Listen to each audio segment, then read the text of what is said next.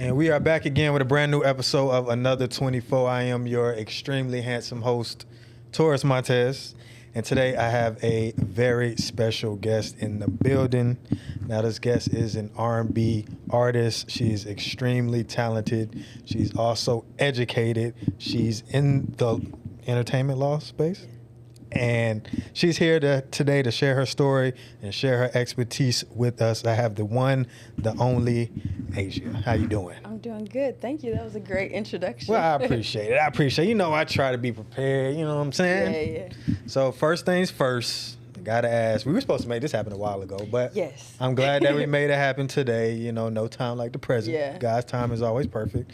So how's it feel being here at Another 24? I know we just started, but. Yeah. It feels good. I've been excited about it, and so I'm glad that we could finally make this happen. And you are my first ever podcast. Let's go. Yes. Let's go. I've done a lot of stuff like I was telling you earlier on Right. Zoom, so it's good to be in the flesh and just having this experience. So I'm excited. All right, perfect. Yeah, it's going to be a different energy in person. Okay, yeah. All right, so as I said, you are an artist, Mm-hmm. but you are also educated. Yeah. You're an entertainment attorney, right? Not technically an Okay. attorney. Lawyer is a better term. Okay. I'm not barred in Georgia Okay. yet. So, but I have a Juris Doctor from Howard Law. Oh, okay. So Yeah. you basically there. Yeah. You there. it's so many nuances when you're in the field and people get, Right, yeah, they get up in arms about it. uptight. So I just want to make that clear. Okay, all right. So I think that is, number one, that's a unique perspective to have being in the music industry as, being somebody actually educated and knowing what's going on behind the scenes. Kudos to that. Thank you. But I do want this, interview to, be somewhat two-pronged. Okay. So we'll go entertainment and then we'll also go law. Get into the education. Yeah. So we'll start with the artist side. Is that left brain or right brain? I always forget. I feel like it's left brain. Left brain. I feel like okay. it's left brain. Well, we'll start left brain. Yeah, okay. And if we're wrong, you just, don't worry about it. we'll fact check later. Right, we'll fact check later. All right, so you are, like I said, an extremely talented singer. You have a very beautiful voice. How long have you, number one, been aware of your talent, but also pursuing your talent? How long has that been? So I'll start with pursuing because that's shorter.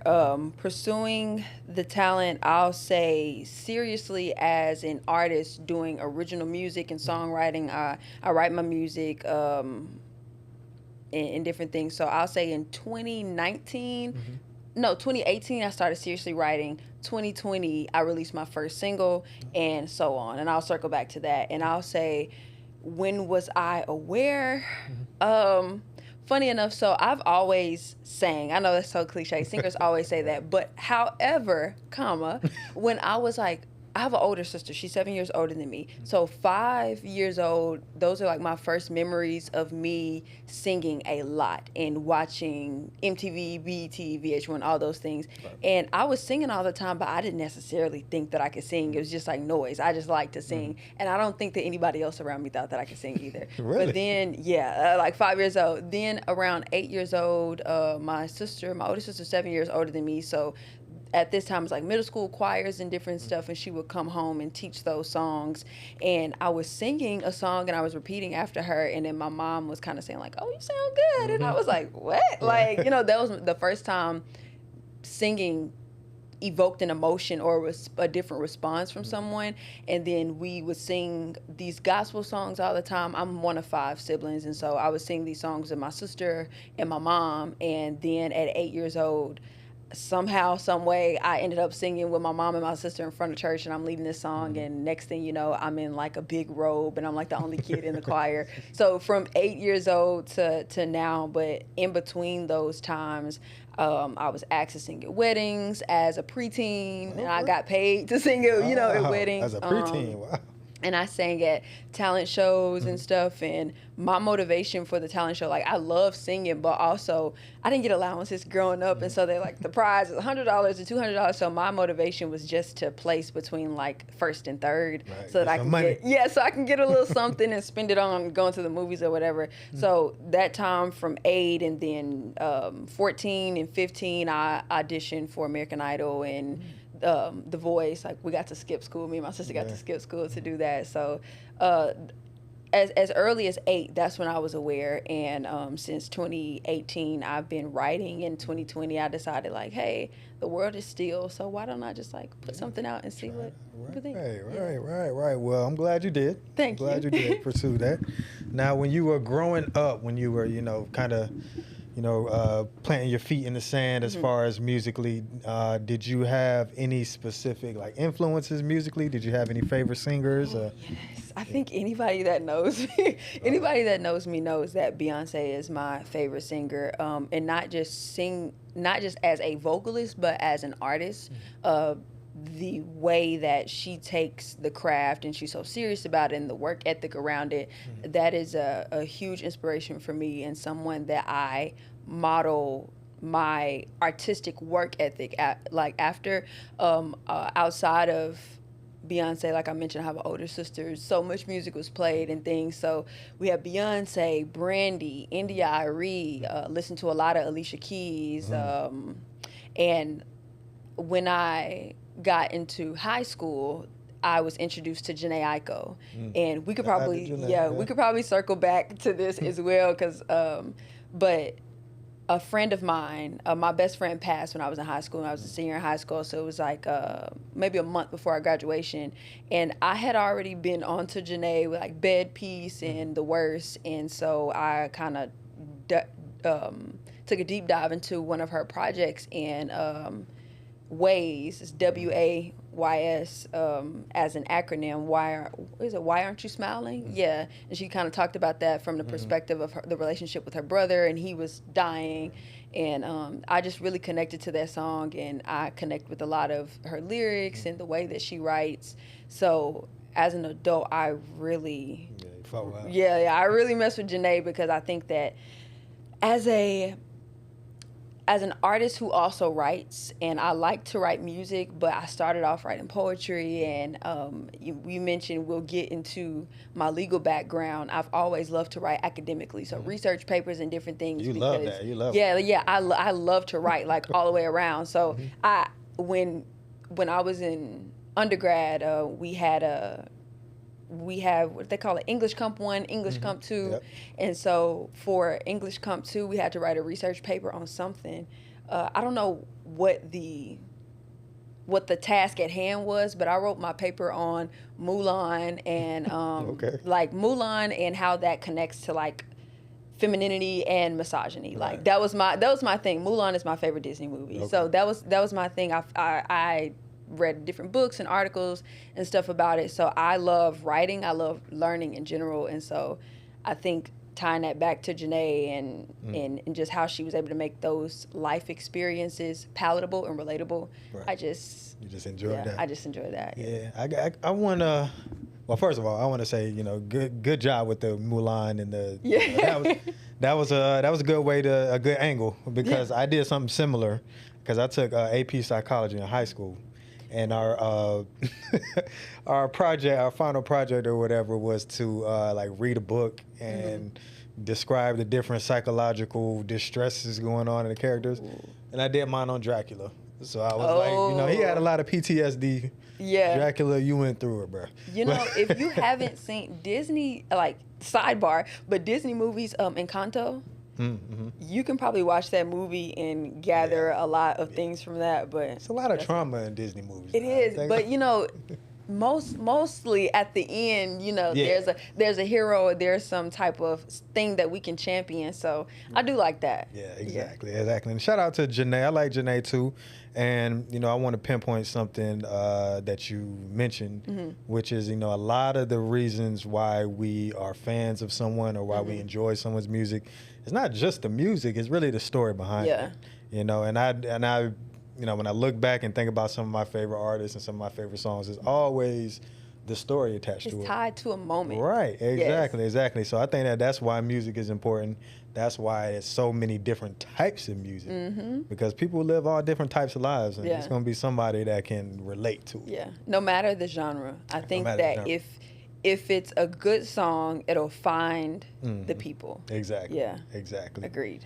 So do you have a favorite Jhené song? Like, can you pick just one? Do I have a favorite Jhené song? I'll say that I'll probably think of something later, but I'll say that Ways is probably, I'll ping that as my favorite because that was the song that I mentioned to you that was connected to like a very vulnerable and emotional moment for me. As with Beyonce, like I feel like my favorite song changes for with her, and I was actually listening to Cowboy Carter coming over here. But when was it? What album was that? Oh my gosh! But Halo, Halo, I love that song. But that's also I love ballads. I love ballads. I like all types of music. I like country. I've gotten into jazz. I was like during the beginning of COVID, I was like thrusting myself into blues. And just kind of get into that, and I bought myself an electric guitar and like all the things. So, you should have brought it with you. I actually sold it. I wasn't using it for a while, and so I sold it to. Well, no, I didn't sell it. I gave it away to the church that I was attending at the time, to like the youth ministry. So that was cool. But yeah, I'm gonna get back into guitar, but. Yeah, those just different influences and things like that. Like I said, I like ballads. I love up-tempo music, different stuff. But Halo by Beyonce, that's tied to a moment for me. And then Ways, and Ways is just tied to a lot of different things. So you mentioned Janae's writing. You being a songwriter yourself, what is your process when you're writing your material? My process has changed a lot, because it's been refined. I think that I've become a much better, more efficient songwriter. So at first, I grew up in Arkansas, and then for law school, I moved to DC. And so in both of those scenarios, they're not huge music cities like Atlanta. So in Arkansas, I was just doing poetry, or I was just writing, kind of focusing things on stanzas. I had no intent for them to become songs. It would just be kind of like what I was thinking. And so I would write like A, B, B, C, C, B, B, the poetry structure on how I wanted to flow. And then when I moved to DC, that's when I kind of got a little bit more into music. And so I was by myself. So I was writing at home by myself, and I usually start with the hook. And then when I was coming back and forth visiting Atlanta, I started working with different people, and I learned some different things. And so I've been officially in Atlanta for a little bit over a year now. And when I came here, they kind of turned everything on its head, because you get invited to the studio. What's today? Wednesday? Tuesday. It's Tuesday. You get invited to the studio Tuesday at 8 p.m. They might text you at 4 to come to a session at 8. So you have to be quick on your feet. You may be working with someone that you've never met. And I write for myself, but I also write for other people. And you might be working with someone that you've never met, and they want a full song in this 4 hours out of here. So I can't just take the time and be in my phone like this. I have to blurt out what I'm thinking in my head with other people around, and figure out if that makes sense and if we all like it. How hard is it? Oh, sorry, go ahead. No. I was like, so that's kind of, I take all of those things together to kind of make a new refined writing style, where it's just depending on who I'm working with. And then if I'm working by myself, then I can kind of just like do whatever, which I usually start with the hook. Yeah. So how hard is it to just write a song on the spot like that? Like, is that hard? But I know you're an artist. You probably practice. But to me, it sounds like that would be pretty difficult to do. So it's not hard to me, but it depends on what headspace I'm in. Right now, I will honestly say that I've kind of been like in a creative rut. Because I've been working so much, like, for the most part, I'm trying to make sure that I have studio sessions lined up. Coming to podcasts, which I like. This seems less like work, but when you are putting out so much energy into the world and to other people, and writing songs is working. And then so sometimes I can kind of feel like I have nothing to pull from.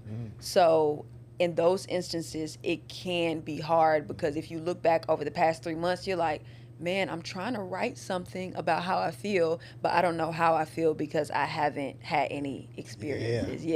So but it's very weird also because some people say if they're not doing well mentally or if they're like in a down season, then they might have trouble writing. I can write about anything when I'm when I'm going through it. I can write about anything, but it just depends. But for the most part, I don't think that it's hard, but I want something valuable to say. So got it. Okay. Because me, I'd be like, yeah, the dog went to the right, the cat went to the left. Yeah, we good. Yeah. Like that's probably would be the extent of what I could do on the spot. And so since I write in so many different mediums, and my mom's also an author, so she's a children's author and a youth and a youth author, and so I've read and I love to read. I've read so many different books, and my mom has read so many different books to me, and my mom like knows so many stories, like as a kid, you may have gone to the library and someone's telling you a story, but they're not reading a book, like these old tales and stuff. She'll do those type of tales where she like picks a kid out of the crowd and does those different things. So that kind of trained my mind to think of things in a different way. Like if you were to say, or if I was to say like, "Ooh, it's so hot in here," then that would prompt me to think, if I'm writing a song, instead of saying "it's so hot" or "you're so beautiful," how else can I tell you that you look nice, or how else can I say it's hot in here? Right. You can, the walls are sweating. Right. What is a different way? Yeah, like you're so beautiful, like I don't know, something about the structure of your face or the way that you smell or something like that, instead of using some descriptive language. Yes, descriptive language. So it's not hot in there, is it? No. No. That's a good example. So yeah, descriptive language. Yeah, that's a good way to put it. All right. So I guess moving forward, we're gonna skip your education because we'll come back to it. Okay. But when you decided to start taking music seriously, the way that I'm thinking about it, like I'm thinking as an artist, you have to sit back, you have to curate your image and your brand, and you have to decide what kind of music you're gonna do and how you're gonna present yourself to the world. Did you go through that whole process? I'm gonna look at this camera. I think it's very wise to do that, but I didn't do that. Maybe I should have, but also because I was saying it was like 2020. It was October 2020 when I put out my first song. I recorded it, finalized it. Well, I finalized the recording and everything in August. So at that point, it was just me taking a chance because I'm an overthinker and I can get in my head. So for those of you that also may be overthinkers and you kind of ruminate on things, that wasn't a good idea for me to be like, oh, I want it to look like this and I want it to be like that. Because once again, I'm telling you that Beyoncé is my favorite artist, her work ethic, all these different things. So my thought process was I wanted things to be perfect, but I don't have the budget that a Janae or Beyonce or the India.Arie at the time. I Am Not My Hair. I don't have a budget for that type of music video, those type of things. So I know in different seasons of my life, like in 2020, I knew what I wanted to say. In 2022, I had something else to say. Now I have something completely different to say. Right. So I'm trying to, in hindsight, and now I'm trying to think of it in like, what era am I in? What do I want to say now?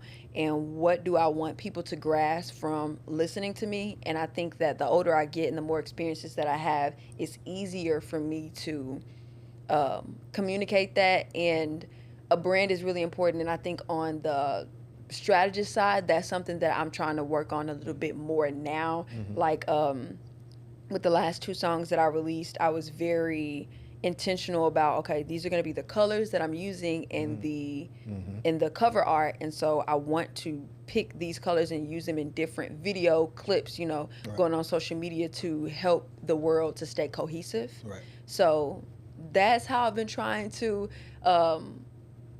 connect the dots with branding and stuff. And I know there's a lot more things that go into it, but I just don't want to overthink where I should be and how I want to be portrayed and miss the whole point of why I'm creating this, because I have something to say. Got it. And speaking of having something to say, like, what do you think your music says about you that you don't necessarily say out loud to people?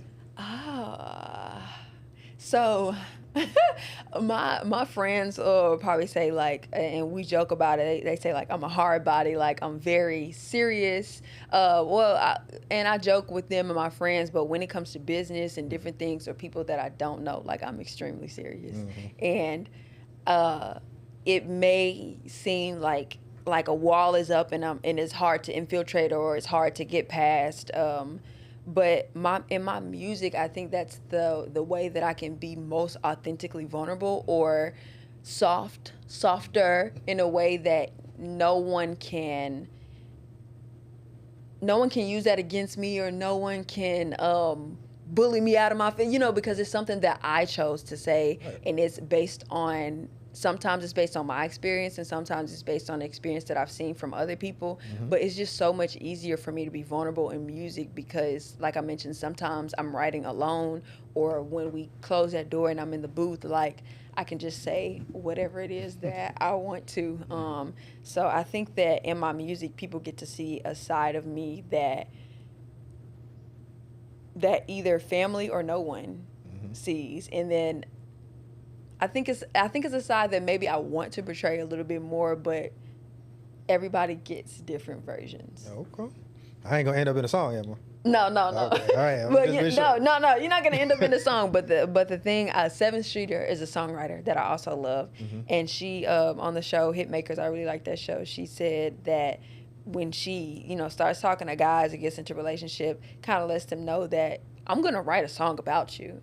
And this, because this is it, we're experiencing life together, but you get to decide what type of song that is. That's a hard sell. I might have to be like, you know what? I'm good. So you're gonna get a song. She doesn't mention names, so a song there's going to be a song about you. It could be a good song, or it can be a terrible song. And so that's how I feel about That's how I feel about everything. Yeah, but I think that as being an artist, I think that you should do that. Yeah. I mean, it makes sense. I'm sure an author writing a book does the same exact thing. You an actor from all of these experiences. An actor playing a character does the same exact thing. So, I mean, I think that's fair game. So, I just can't date no artists. I'm just gonna not do that. You just got to be on your P's and Q's. I think the funniest thing about it as well is that even being an artist and working with different producers or different writers and stuff like that, like we could be perfectly fine with our friendships, with our relationships, with our familial relationships. But if let's just say the person that you're with piss you off so bad, you're not leaving. It wasn't terrible, but now you can write. Now you just feel compelled to write a breakup song, right? And this is gonna be so good too, because you have some energy to to get that out. Yeah, to get it out. And I just think it's great, and it's just like, okay, I can listen to this, and now I'm okay. You know what? I changed my mind. Actually, I would date an artist because I'd be like, babe, just go to the studio, go, like, just don't be mad no more, and get it all out. And I think one thing that I've done before, which is like hilarious, I wrote something, and it was like, it's never gonna see the light of day. But I wrote something and I let someone listen to it, and they was like, "How did you get this from that scenario?" And I'm like, "That's not the point. Right. The point is, like, I took this little bit of frustration and I put it into something that I was like, oh, that is so cool. Like, you pissed me off just enough for me to do something cool, and it doesn't have to go anywhere." Yeah, true. That's true. It's like therapy, Yeah, literally, that's what that is. Yeah. Energy doesn't get destroyed; it just transforms. Yes. You transformed it into art. Nothing wrong with that. So, being in the industry, would you consider yourself in the industry? Now I will. Oh, okay. Yeah. So being in the industry, looking at things from the inside out, what do you think matters more now? Is it the talent or is it the strategy behind the artist? So, in the public opinion, I think the strategy matters more. My personal opinion is that it takes two. It takes the talent and the strategy. And I say that because in the court of public opinion, the strategy is going to matter. Yeah. The strategy is going to matter more right now because, people's attention spans and what they're going to cling to. But is that going to last long? So if the people that have longevity in their careers who can sell out a show and have been for 10 plus years, which is 10 years in the industry and being successful and being able to pay your bills. That's a large feat. So I think in order for the longevity, it needs good strategy and that talent. Yeah. Okay. All right. Now, what do you think separates? Because I agree with you. You know, there are, you know, artists who are super talented who just don't have the team, just don't have the resources to, you know, be out there like that. But then you have, you know, the ones that are super talented and do have it and still end up squandering their opportunities.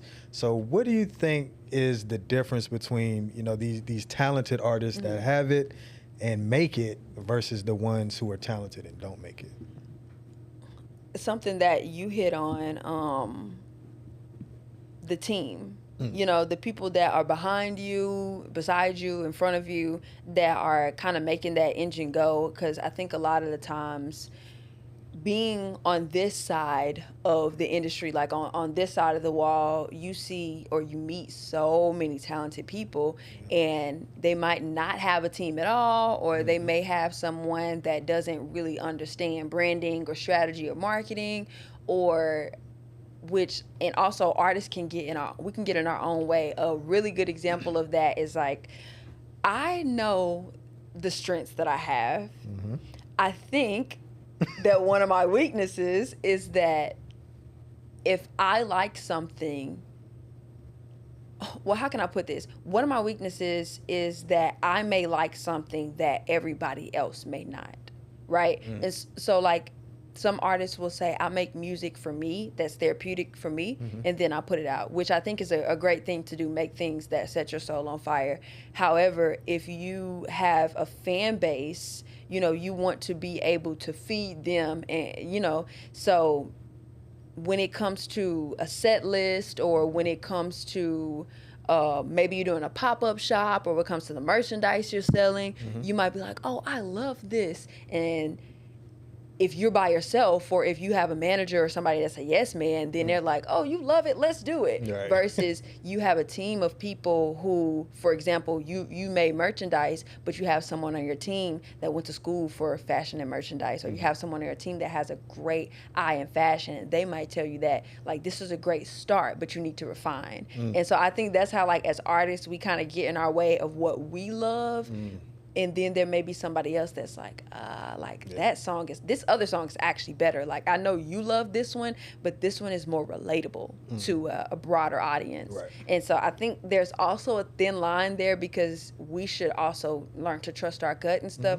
But I think that sometimes we can get in our way when we allow only what has touched us to be the priority when we're trying to touch other people with the art. And I think that sometimes that can be the differentiation between artists that go far and artists who's like, oh, it's so talented, when it's like, you know, maybe the music that they're putting out or the way that they're packaging it isn't really relatable. Because like Doechii, there's everything, like a lot of things she does is like super relatable.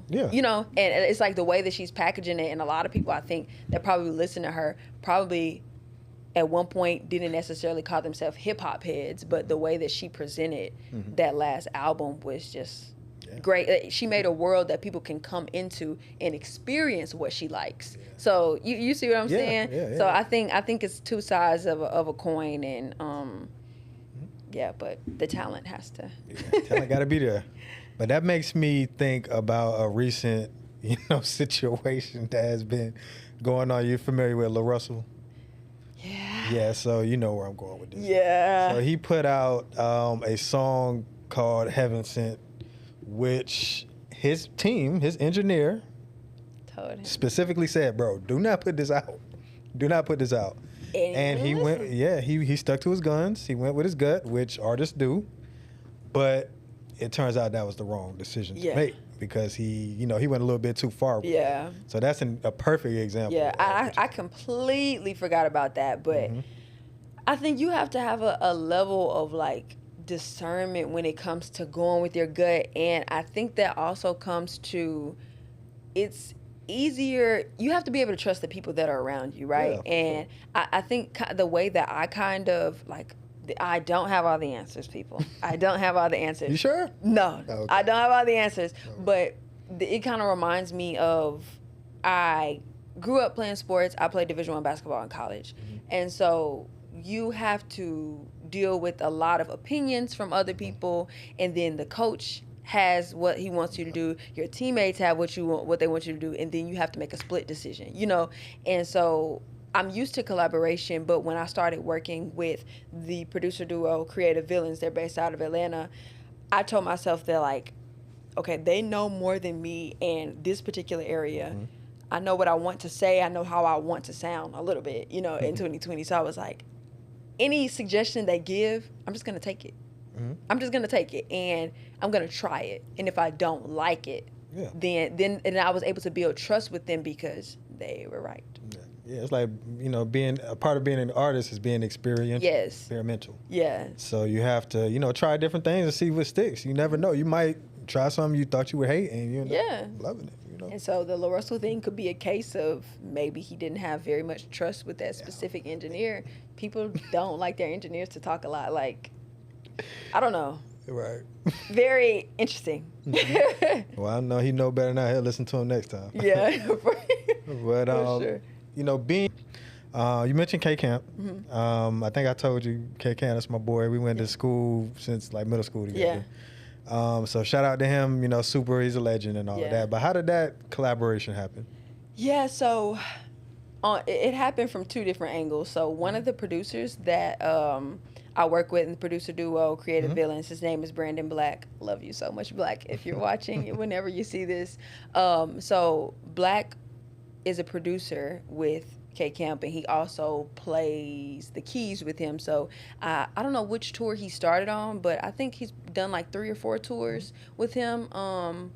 And so I started working with Black in 2020, and also Black and I graduated from the same alma mater. Okay. However, I didn't. We weren't on campus at the same time. Right. So I came into UAPB 2014, fall of 2014, and he graduated in May of 2014. So we just missed each other, but he was in choir in college with my sister, with my oldest sister that I mentioned, all these music influences. Right. But coming in fall of 2014, K Camp's sister was a senior at UAPB, and we played basketball together. Oh, okay. So small world. Yeah, so very, very small world. So with that knowledge in hand, and like she's great, Destiny's great.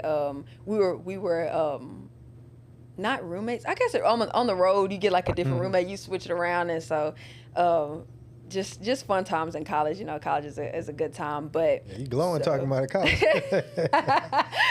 college is a good time. We had a great time. And if going to HBCU was just like one of the greatest experiences of my life. And so those two angles, and K Camp posted something about the Beautiful Conversations tour, saying it was going to be intimate, and I was like, well, I'm going to comment under the post. And I commented saying, like, basically, I would love to arrange background vocals for you in Little Rock, because at the time I was still living in Arkansas in 2024. And I think I had text Black or something. I asked him, like, hey, are they going to have background singers? Because if so, then I would love to, like, arrange something. At that time, I was sending stuff over to Black. I have Pro Tools and stuff from my like home studio, my little home studio. So I was sending stuff over to Black. So I was like, I can arrange something, send it to y'all, and they can sing it. And I would just love to see it in person in Little Rock. And so, yeah, that was me. I kind of shot my shot that way. And I think like 2 or 3 weeks, I didn't hear anything, and I wasn't expecting to hear anything either, because I was just like Stephen Curry shooting from long, but Stephen he expects to make it. He expects to make it. So I'll say I don't know who should be shooting that from long, but just a long shot. And then so like 3 weeks later, I get a call from Black, and we're talking for a few minutes, and I had sent something over for him to mix. So I'm thinking he's calling me about that, and he's like, well, that's not why I called you. And I was like, why did you call me? He was like, would you like to go on tour with us? And I was like, yes. He was like, would you like to? It's like, yeah, I showed him your stuff. Would you like to go on tour? And I immediately go to Instagram, and I'm looking at the dates. And I just said yes. I hadn't planned anything. So at this time, I'm working remote with a law firm, and I'm working at Sephora. So I'm doing one of these from like 8 to 3 or 4, and then from 3 to 8 or 9 p.m. I'm working at Sephora. Wow. And I didn't have anything planned out. I just said yes. And then I said I'll figure the rest out later. Right. And I figured it out. So while on the road, that tour was a month. I told Sephora, like, hey, y'all keep my position. If I'm coming back, in my mind, I'm like, if I come back. But I was like, I'll be back in December. It was November. I'll be back in December. And then with my law firm, I was just like, I didn't say anything until I was on the road. Like, so I was working against the different time zones and stuff, and we would be in rehearsal or sound check or whatever, and I got my laptop and I'm working during sound check, and I do my portion of sound check, and then I go and sit out, and I'm on a computer and tour bus, I'm up on the tour. They had the beds, the beds laying out. And so I would have my thing closed in the morning. Everybody else is asleep. So I have mine closed. I'm laying on my stomach, typing in and doing emails and stuff from the bus. Or I'll get up, and Shano, he's a videographer on tour. He's and he works with Kemp still. So me and Shano, it'll be 7 in the morning, 7:30 in the morning on the bus. And both of us are the only two up, on our computers. Mm-hmm. So that's how that happened, and that's how I did that. And nice. No, yeah, good. it was shot your shot. Yeah, it was a great experience, and it's still something that I look back and I'm like, did I do that? It was how you have goals and things, and you're like, I don't know how this ever gonna happen. And my mom, she always says she's her one of her bucket list items is to go on tour and sing background. And when I was in high school, we used to talk about that because you should watch American Idol and stuff. And I'll be like, oh, I love to do that. The Toni Braxton and her sisters, they sang background for her. And I was like, oh, that'd be so fun. But I didn't think that it was going to happen. Yeah, it was going to happen like that. And so that experience made me be like, oh, this is a lot closer than I think it is. And it's a lot more tangible, because even though at that point in 2024 I was still pursuing music, but for that to happen, I'm from Arkansas, I was living in Arkansas at the time. You know how many people in Atlanta sing? Right. Yeah, you could, everybody. Yes, you could go into Walgreens or Publix and say, hey, I need a singer. Yeah. And you can find somebody. Yeah, for sure. I might go do that after we leave here. Just test it out. Yeah, and so I just thought that was insane, and I hopped on the road and I packed up everything, and I got that notice, and 2 days later I had to be in Atlanta. Dang. So what did you learn from working closely with K-Camp? The beauty of collaboration. One, I already know that from playing sports and stuff, but like I had mentioned earlier, I was doing a lot of stuff alone at home musically, and I gotten used to that. And he is extremely open to collaboration and you giving your input. And he's like, how you think that sound? Or do what you feel or whatever. And I came my first day in rehearsals, and I thought that they were going to have some background vocals for me to mimic or something like that, or this is what I want you to do. And first day of rehearsal, he was like, sing, girl. Sing, girl. You acting like you scared. And I'm like, because I don't know what you want me to do. But whatever I did that was, tasteful, he was okay with it. He gave me a whole little solo and stuff on there. So the beauty of allowing people to be great in what they're doing, and if he did something, he's like, how that sound? You think I should do it like this or whatever? And I'm like, I can actually give my input because you're interested in that, and also working together in the studio. He's just very collaborative, and just how that makes everything run smoothly, in the creative process, and everybody is having a good time. And that's something that we also took on stage, because a lot of moments were just out of thin air, and it's oh, we just vibing and doing that, and yeah, I just that's one really, really big thing that I took from that, and other things on stage, and how things work and how to keep going when stuff messes up, because out of how many shows? I don't know. Maybe it's 27 shows. So out of all those shows, every night wasn't the best with sound and different stuff. So you just got to pick it up and keep on rolling, whether you mess up the lyrics or whatever. And my first, a moment that I think I won't ever forget, first night we were in Vegas. And I was so nervous. This is the first show ever we're in Vegas. I'm so nervous.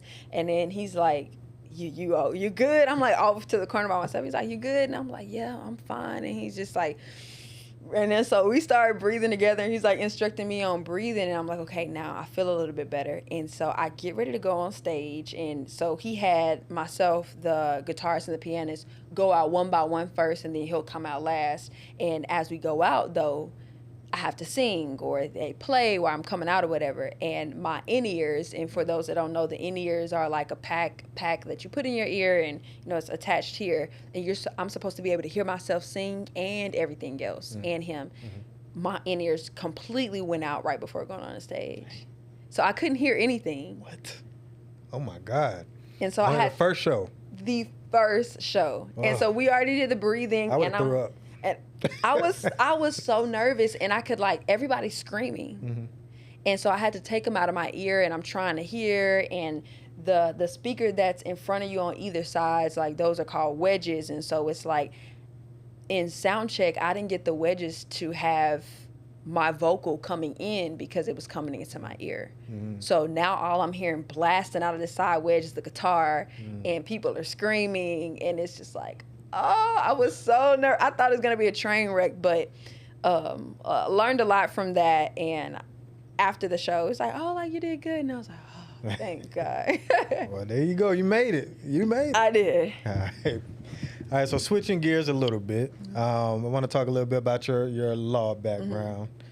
Now, I guess a great transition would be, because you went to school for specifically entertainment law, right? Or was it? Yes. So when you're in law school, your first year, there are specific classes that you have to take. Right. Everyone's, it's called 1L. Everyone's taking the same classes. Then when you get in your second and third years, that's when you get to pick classes in these different areas. So entertainment law is just I feel like it's a fancy way of saying, of putting different parts of law together. Right. For example, so a lot of entertainment is intellectual property, copyrights, trademarks, those things, name, image, and likeness, what's happening. So a lot of things with sports law, sports law is entertainment, music is entertainment, these different things. So those kind of overlap. And so those different things, I took classes and internships in music and did some stuff in sports and TV, and yeah. Okay, so you learn the education, and then you can apply it to whatever you're working. Yeah, right? yeah. So how did you not become disillusioned with the whole music industry before even starting in it, having all of this knowledge about how things work? So I kind of thought about it, I guess, backwards. It was like, oh, this is going to be helpful, instead of being like, oh, this is what they're doing, I never want to be a part of this. It was just like, oh, I can advocate for myself, and I can advocate for other people.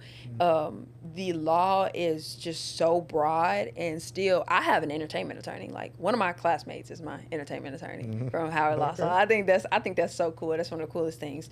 But I think that having this knowledge, I was so interested in it, and because I was like, oh, finally I found something, because before law school I did like a gap year, and I worked in criminal justice reform, and I loved it. I felt a purpose in it, and I loved the people that I worked with.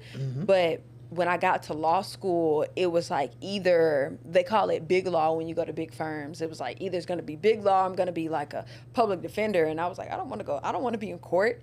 And I also don't want to work in big law. So I was just like, what do I do? And they had all of these different people coming to speak and everything. And so I joined a sports and entertainment student law association. And so that's when it was like, ding, ding, ding. And like I said, I'm already interested in it. Right. So I just kind of saw the positives of it instead of being like, oh, this is terrible. Got it. Okay. That makes sense. So what do you think are some of the biggest mistakes that artists, just coming into the game when, they're signing these contracts, they don't know what they're signing? Like, what are some of the biggest mistakes you see with the newer artists coming in? I think the biggest mistake is not consulting an attorney. Like, that sounds super elementary, but also there's so much information available to us online and ChatGPT. So people are now pushing back against attorneys or um, experts in their rightful areas and feeling like they know more than, when in a lot of instances we can see that ChatGPT is pulling from everything. And so even though you may feel like, oh, this is giving me an overview, you still need to go to someone. And even before ChatGPT, I think that people see what they perceive to be a great deal, or they perceive to see a lot of money, and they just like take it out of fear of it never coming around again. And if it's like, hey, if you actually knew what that said, right, if it didn't come around again, you'd be okay. Right. Like, you'd be A-okay. So that's with record deals. That's with management deals. That's with distribution deals. I think that you need to know what's going on, but you won't know to the degree of the attorney, because it's just, the language is just, it's hard to understand. Right. Kiki, we might need like 5 more minutes. I know we're coming up on time. So as an artist, so an artist just starting out, like, what are some of the things that they need to make sure are protected legally? Yeah. So I say copyright is really, really important just starting out.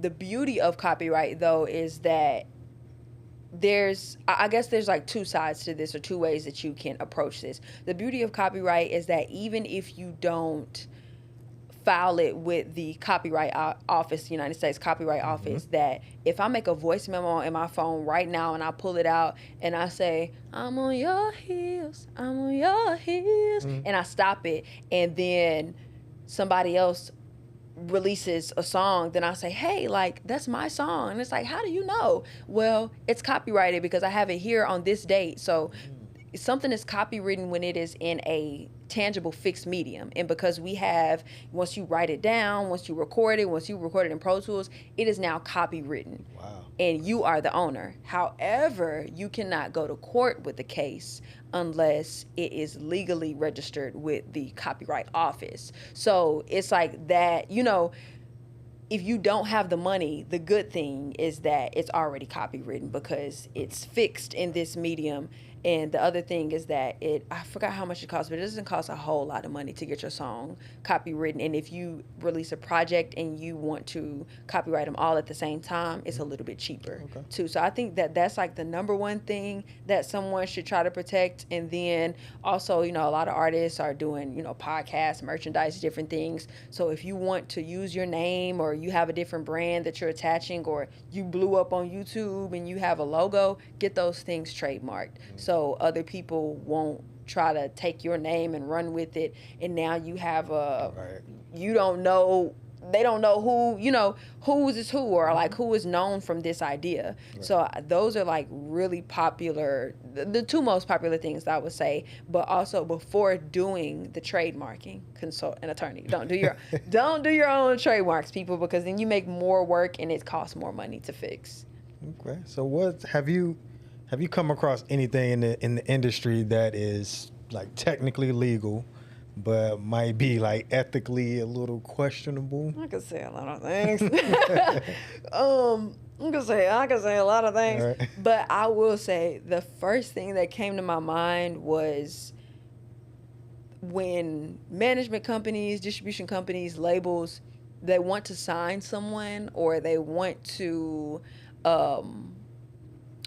I guess it's signing if it's still management, but they want to sign you, or they want to go into partnership with you. And then they're like, hey, you know, you're new. We know you're new. We're going to give you our attorney to look over it. That's a conflict of interest. Yeah.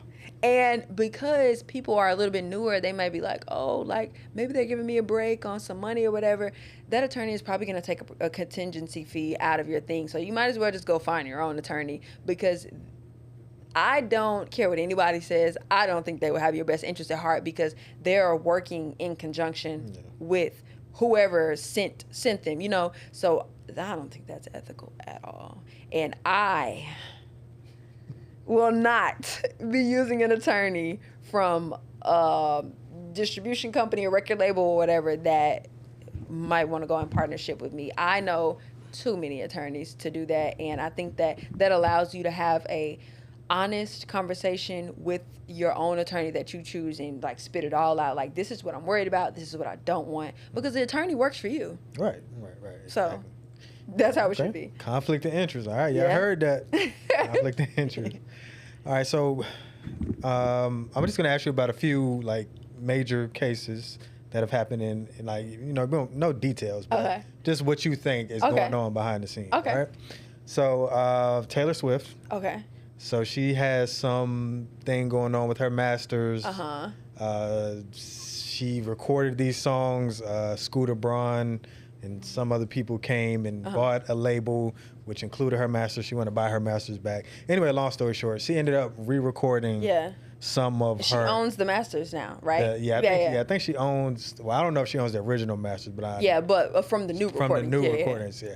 So what is going on there? Why is she re-recording the exact same songs over? Like, what is the legal loophole there? So I was following this one pretty closely, and then I kind of fell off the bandwagon. But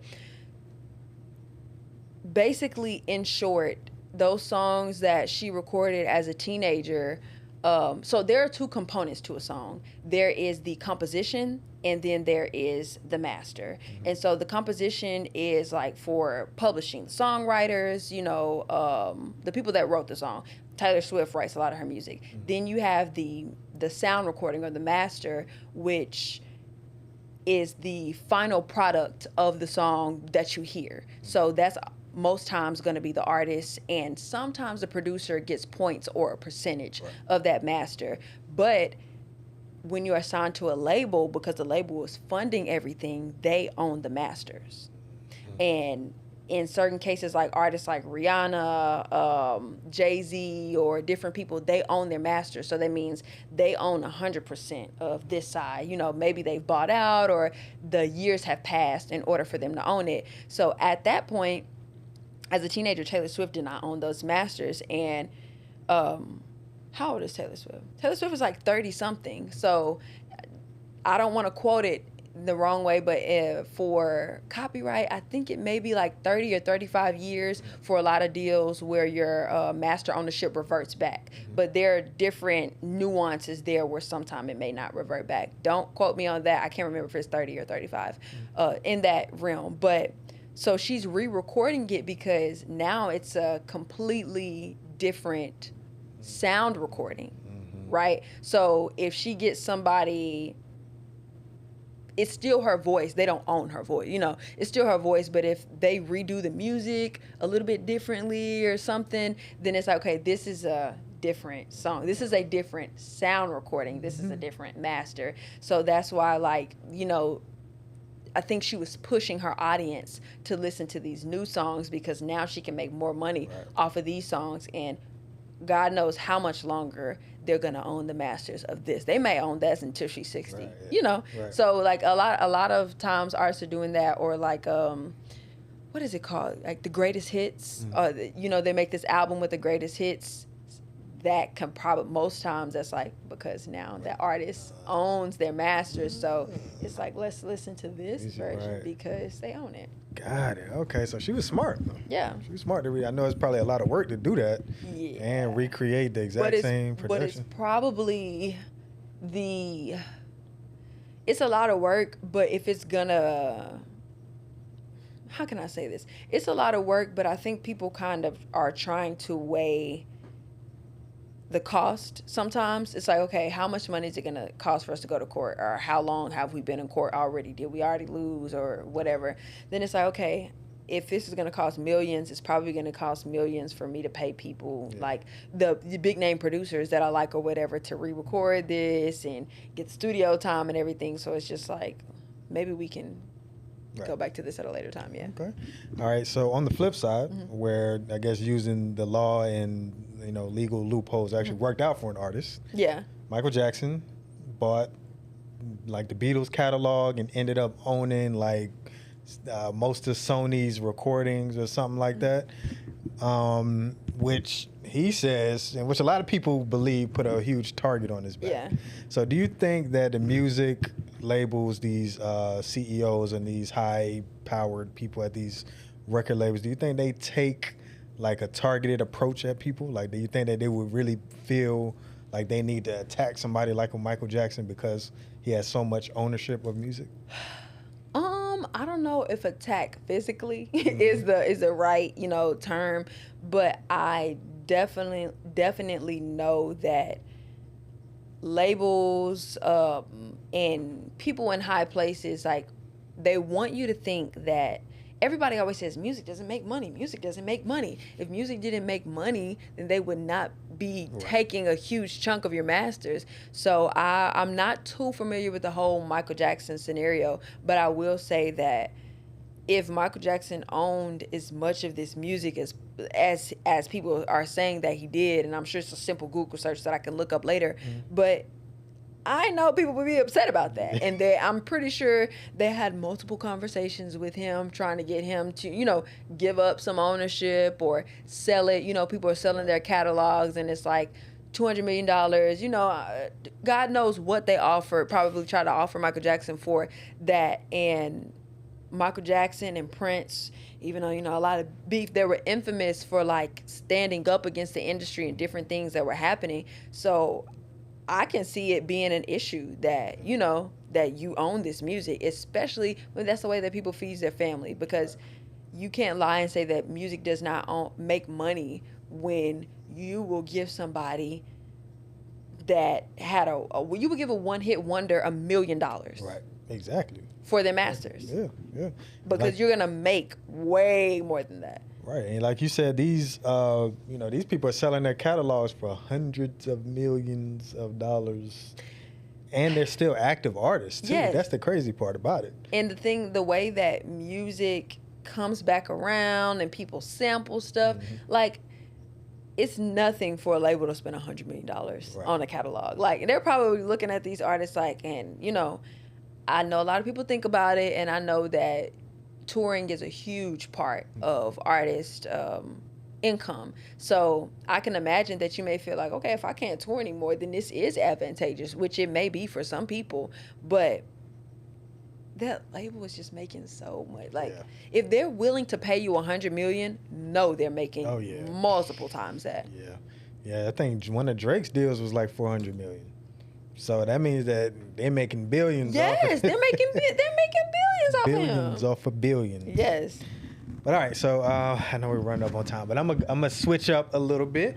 All right, I want to kind of see which way you're leaning. I'm gonna ask you a couple questions. You just give me, don't even think about it. Okay. Just whatever pops in your head, just go with it. All right. You ready? All right. All right. So, first one. Independent artist or major label? Which way you going? Ooh, I'll say independent. Independent. Really? Because you can do distribution deals and get funding for where I am right now. Maybe that answer will change in like 5 years, but Yeah, they say the labels are nothing but a bank, essentially, right? Yeah. Okay. It depends on where I am later, but, independent right now. All right, ownership or exposure? Ooh. For where I am right now, ownership. Maybe later the exposure will be. All right. Talent or marketing? I think we kind of talked about that a little bit. Yeah, we talked about it. But I'll say marketing for me right now because I don't have the talent, but I need more marketing. Right. All right. We doing that right now. That's what we doing. Yeah. All right. Viral moment or a slow build? Slow build. Because a viral moment, I've had a couple of those. They come and go. Yeah, they come and go. Exactly. All right, studio perfection or raw emotion? Raw emotion, I'm just not getting to that point. Like, I'm a perfectionist, but I'm getting to the point where the raw emotion just, it's different in the field and how people connect. Yeah, it's more authentic. Yeah. All right. Hit single or timeless album? Ooh.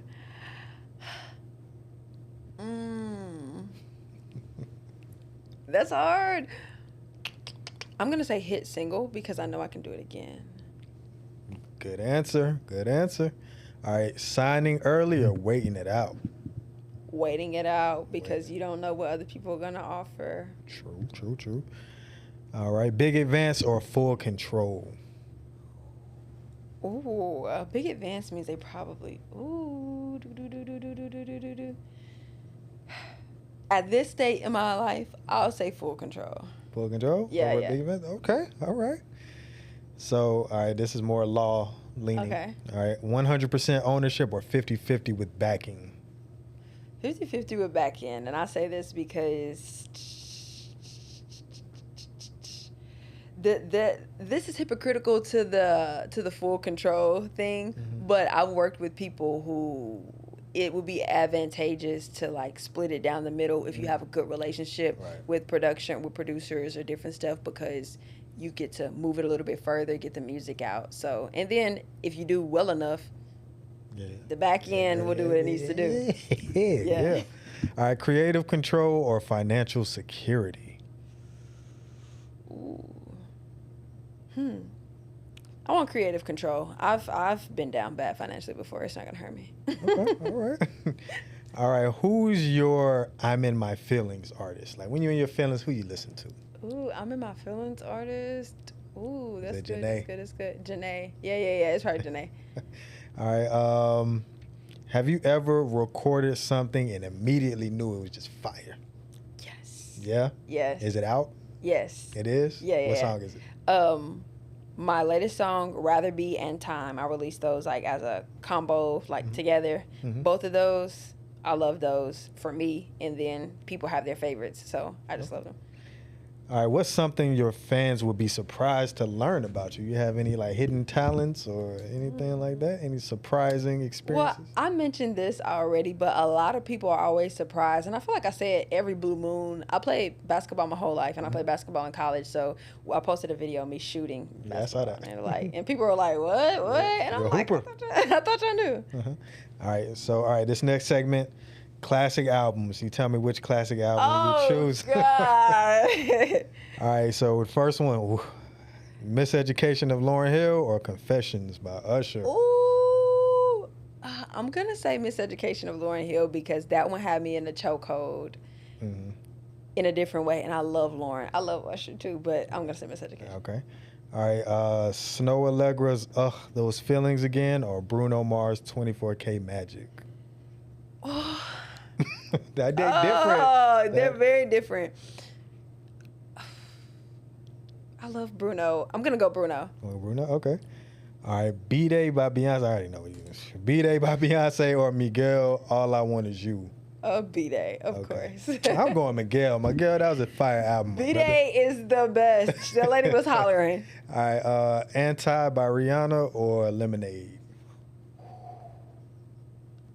I'm going to go Lemonade because my favorite album of Rihanna's is not Anti. Okay. Is there a Rihanna album that would beat Lemonade? No. but a close would be Unapologetic. Unapologetic, okay. Yeah. All right. So Floetry, Floetic or Music Soul Child's Just Listen? Music, like him? Yeah. All right.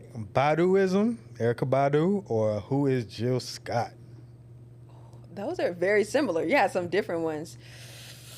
Ooh, I'm going to go with Jill Scott. Jill Scott? Okay. All right. Diary of Alicia Keys or Emancipation of Mimi? Oh, God.